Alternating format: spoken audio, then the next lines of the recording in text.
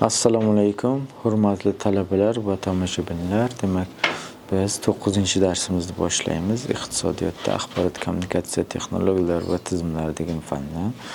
Bugun 9-darsimizda demak animatsiyalarni yaratish va qayta ishlashning zamonaviy vositalari va har doimgidek Malik Ruslan Raufovich davom etamiz. Va animatsiyalar nima va u qanday biz zamonaviy vositalari mavjud ularda. Aynan shular bo'yicha qisqagina to'xtalib o'tib ketamiz. Demak, animatsiya tushunchasi. Animatsiya nima? Bu animatsiya degan tushuncha bu ketma-ket tasvirlarni tez almashtirish orqali harakatni yangi bosqichga o'tkazib berish texnologiyasi bo'lib hisoblanadi. Ya'ni har bitta tasvirlarni ketma-ket likda vaqt bo'yicha demak ketma-ket o'tkazish masalasi bu animatsiyaga olib keladi. Ya'ni lotinchada anima so'zdan olingan bo'lib, bu jon berish, jonlantirish degan ma'nolarni anglatib boradi. Va asosiy tushunchalardan biri animatsiyada kadr degan tushunchasi, ya'ni inglizchasiga ishlatiladi frame degan tushuncha ishlatiladi. Bu esa har bitta animatsiyani alohida kadrlarda va framelarda alohida ishlash imkoniyatini beradi. Va ikkinchi asosiy tushunchalardan bittasi kadrlar tezligi.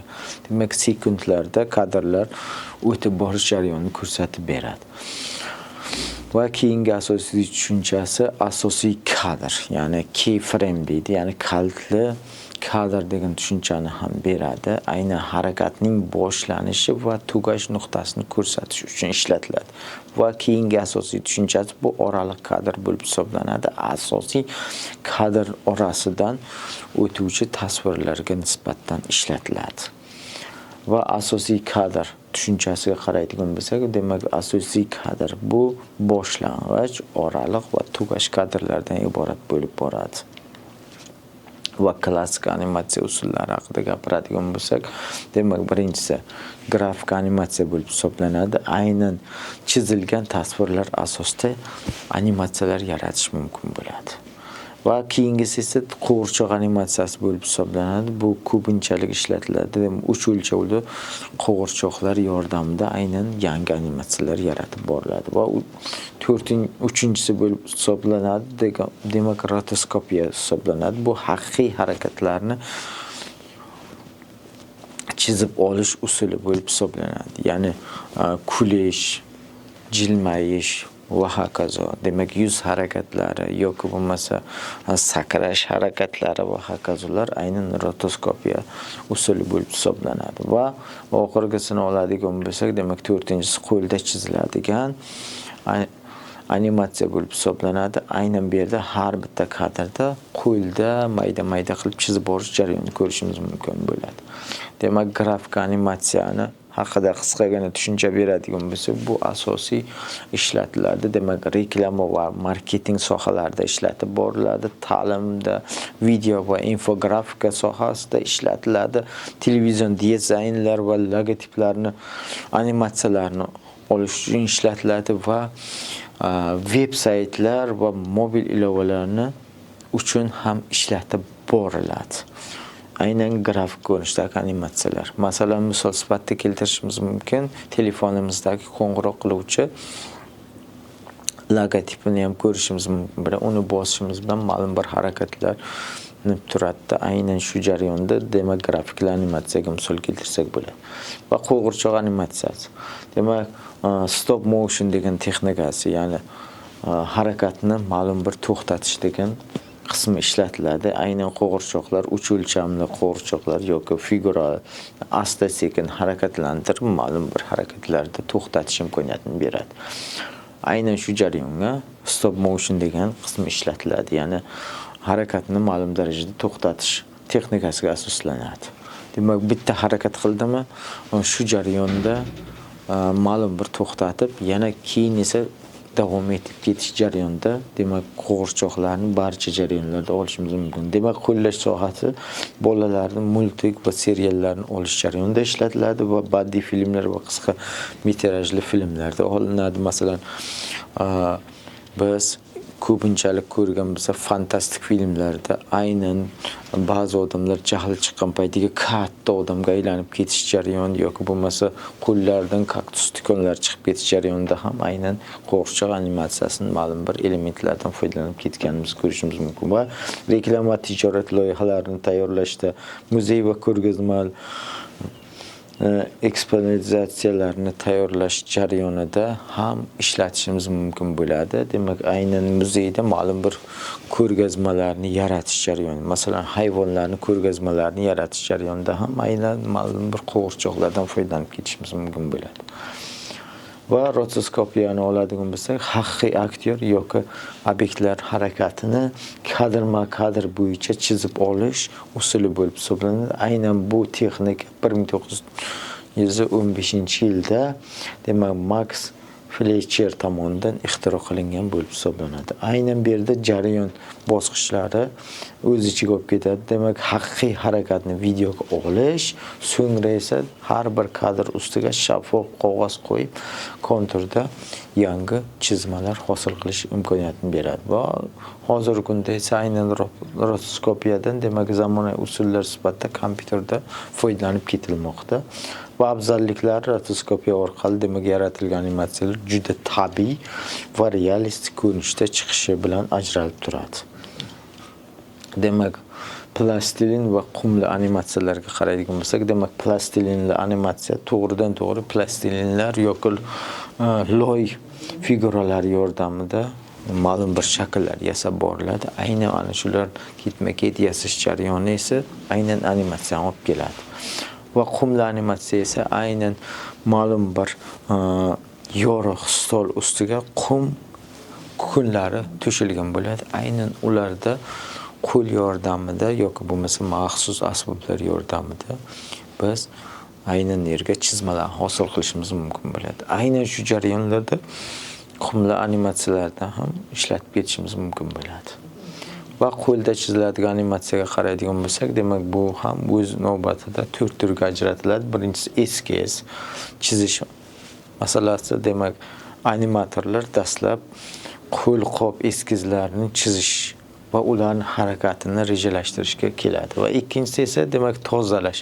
Demak, eskizning ustida aniq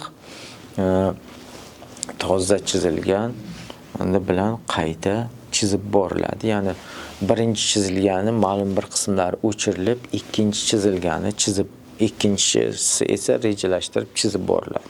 Birinchisi esa tozalab boriladi. Va uchinchisi esa bo'yash jarayoni. Demak, har bitta tayyorlangan detallar esa ma'lum bir chizmalar asosida ranglar berib boriladi. Va to'rtinchisi esa aynan suratga olish jarayoniga bo'linadi. Aynan bo'yash jarayonini ham suratga olish jarayoniga kelib boradi. Va kamera bilan ketma-ket ishlab boriladi. Aynan qo'lda chizish jarayoni.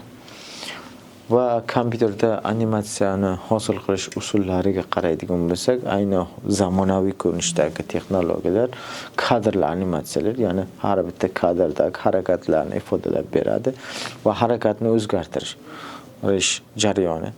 Masalan, to'pni harakati bo'ladi. Birinchi pastda turadi, keyin yuqoriga sakrab ketish jarayoni.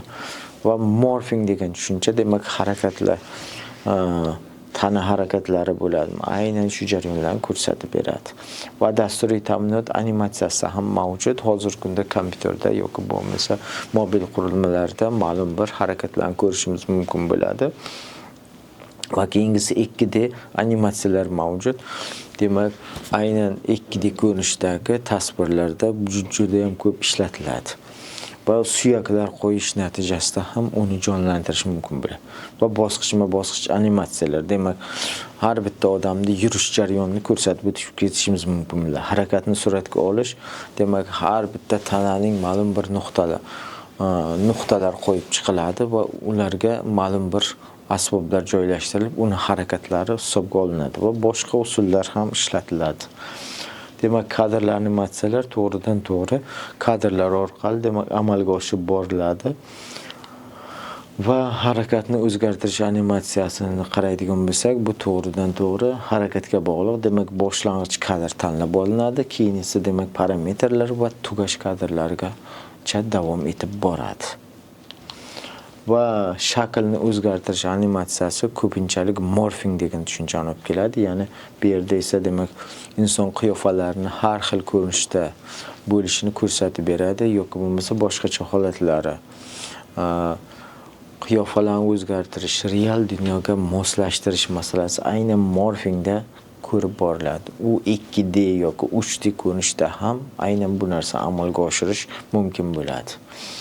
Va dasturiy ta'minot animatsiyasiga keladigan bo'lsak, har bitta dasturlarni interfeysida ma'lum bir ikonka va rasmchalardan iborat bo'lganini ko'rishimiz mumkin. Aynan u jarayonlarda juda ham ko'p ishlatiladi. Ya'ni algoritmlar yordamida ma'lum bir murakkab harakatlarni keltirib chiqarish yoki bo'lmasa fizikada simulyatsiyalarni bajarish, masalan, ma'lum bir harakatlar ham yoki bo'lmasa zarrachalar tizimi ma'lum bir joyda bosishimiz bilan, dasturlarda ma'lum bir knopkasini bosishimiz bilan bizga ma'lum bir effektlarni qilib berish jarayoni ham aynan animatsiyalarni olib keladi. Va hozirgi kunda eng keng tarqalgan sohalardan bittasi sun'iy intellekt sohasidagi animatsiyalarni ham keltirishimiz mumkin bo'ladi bu yerda. Dasturiy animatsiya sifatida. Va 2D skelet animatsiyalarini ham keltirishimiz mumkin. Bu yerda aynan 2D suyaklar qo'yib chiqiladi. Aynan tasvirga ma'lum bir suyaklarni qo'yib chiqib, va shu suyaklarni harakatlarini olishimiz mumkin bo'ladi. Va bosqichma-bosqich animatsiyaga qaraydigan bo'lsak, demak birinchi rejalashtirish bosqichi bo'ladi. Demak, aynan bu yerda animatsiyani yaratish uchun qanday imkoniyatlar va nimalardan foydalanish kerakligi qarab o'tiladi. Ikkinchisi asosiy kadrlar, muhim holatlarni belgilash uchun ishlatiladi. Va keyingisi oraliq holatlar ishlatiladi va oxirgi bosqichda esa sayqallash amalga oshiriladi. Ya'ni sayqallashda ma'lum bir effektlarni takomillashtirish va ma'lum bir sozlanmalar amalga oshib boriladi. Va harakatni suratga olish qismi mavjud. Aynan bu yerda insonlar ko'proq ishtirok etadi va avatarlarni hosil qilish jarayonida ishlatib boriladi. Demak, aktyor maxsus kostyum kiyish yordamida va kostyumdagi ma'lum bir nuqtalari va uni harakatlari tufayli demak yangi avatarni harakatlarini hosil qilishimiz mumkin bo'ladi. Va qo'llash sohasi hozirgi kunda juda ham ko'p ishlatiladi. Kino sanoatida, ya'ni fantastik filmlarni olish jarayonida va video o'yinlarda, virtual va kengaytirilgan reallik sohalarida juda ham keng qo'llanilib borilmoqda. Shu bilan birgalikda tibbiyot va sport sohalarini tahlil qilish jarayonlarida, harbiy simulyatsiyalarni o'tkazish jarayonlarida ishlatib borilmoqda. Ya'ni bu bilan ma'lum bir falokatga olib kelish jarayonlarini oldini olish uchun ham aynan harakatni suratga olish usullari, ya'ni animatsiyasi ishlatib borilmoqda.